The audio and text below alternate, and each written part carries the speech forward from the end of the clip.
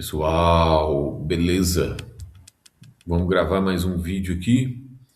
É um vídeo agora sobre uma questão de direito administrativo. Tá aqui a questão. Essa questão aqui, ó, a banca deu gabarito certo, depois ela recebeu muitos recursos e alterou o gabarito para errado. Mas para mim, o gabarito é certo. Pelo seguinte, vamos lá fazer a questão. Questão de direito administrativo, uma questão sobre a teoria do risco administrativo. Quem já conhece o assunto vai entender perfeitamente o que eu vou dizer, e quem não conhece aprende depois, porque eu vou rodar a explicação do professor, beleza? A minha explicação não é tão boa, não tão para entender o que eu estou falando.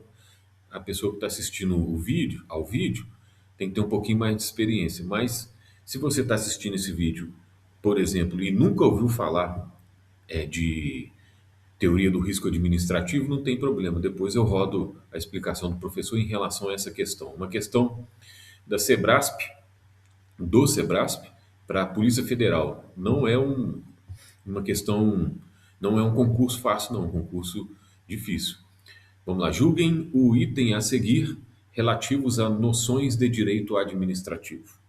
A pessoa que sofrer algum dano por ato praticado por um servidor público no exercício da função poderá ajuizar a ação de indenização somente contra o Estado. Gente, quando estamos sendo atendidos na prestação de um serviço público que é prestado diretamente pela administração pública, vou dar um exemplo. É, se, se a pessoa vai lá no INSS, numa agência do INSS, requerer um benefício que ela julga ter direito. Na hora que ela senta lá na posição de atendimento e a pessoa vai fazer esse atendimento para saber se ela realmente tem direito a receber o benefício, vai pegar os documentos com essa pessoa e tal. Essa pessoa que está atendendo lá é um servidor público. Por quê? Porque quando o serviço é diretamente prestado pela administração pública, a gente está nessa situação aqui. Ó. Eu peguei essa lei aqui, a Lei 8027, que é a lei que define o que é servidor público. Para efeitos desta lei, servidor público é a pessoa legalmente investida em cargo ou emprego público, na administração direta, nas autarquias ou nas fundações públicas. O INSS, que é o exemplo que eu dei, é uma autarquia. Então, se houver algum prejuízo da pessoa que está sendo atendida, na hora dela tentar ser indenizada por esse prejuízo causado pelo servidor, vamos dar um exemplo bobão aqui. A pessoa foi lá, requereu o benefício e o servidor público que atendeu estava muito irritado, não atendeu direito, acabou que no final das contas os dois brigaram e o servidor público quebrou o braço da pessoa que estava sendo atendida. Essa pessoa ficou, sei lá, 3 meses sem poder trabalhar. Ela vai correr atrás da indenização, entrando na justiça contra o Estado, contra o INSS, contra esse CNPJ do INSS. Não vai entrar contra o servidor público, nem se ela quiser. Vamos dizer que ela ficou com muita raiva por ter apanhado e quer processar o servidor para pegar dinheiro de indenização do servidor. Não tem como. Ela vai ter que entrar obrigatoriamente contra o Estado. Mas aí, por que a banca. Então, o gabarito é certo, né? A pessoa que sofrer algum dano praticado por servidor público vai ajuizar a ação de indenização somente contra o Estado. Exatamente. Não tem como ela ajuizar contra o servidor público, é somente contra o Estado. Mas a banca mudou o gabarito para errado pelo seguinte: em algumas situações, a gente sabe, não é o Estado que presta o serviço diretamente, não é a administração pública que presta o serviço diretamente. Vou dar o exemplo do transporte. No transporte dentro da cidade, o serviço é responsabilidade da administração pública, da prefeitura, é a responsabilidade do Estado. Mas quem presta são empresas privadas, que a prefeitura concede esse serviço, esquema de concessão. E aí, vamos imaginar a mesma situação. Um passageiro sobe no ônibus, entra no ônibus, o motorista, que é a pessoa que está exercendo a função de prestar o serviço público, briga com esse passageiro que subiu, quebra o braço, 3 meses, que é a indenização. Essa pessoa não vai processar, não vai entrar com ação contra o Estado, vai entrar com ação contra a empresa que ganhou a concessão, a empresa concessionária. E nesse momento, a empresa concessionária, ela não tem um servidor público prestando serviço. Aí nós vamos lá na lei de improbidade administrativa. Ela não tem um servidor prestando serviço, ela tem um contratado. E esse motorista, ele não é agente público. Ó, desculpa, ele não é servidor público, ele é um agente público. Aqui, ó, na LIA, Lei de Improbidade Administrativa. Ela define, para os efeitos desta lei, consideram-se agentes públicos. Essa pessoa que, se ela for motorista, ele não é servidor público, ele é agente público. Por quê? Porque, para os efeitos dessa lei, consideram-se agente público o agente político, o servidor público, todo aquele que exerce, ainda que transitoriamente ou sem remuneração, por eleição, nomeação, designação, contratação, que é o caso de uma empresa que presta serviço de transporte, ela contrata um motorista via CLT ou qualquer outra forma de investidura ou vínculo.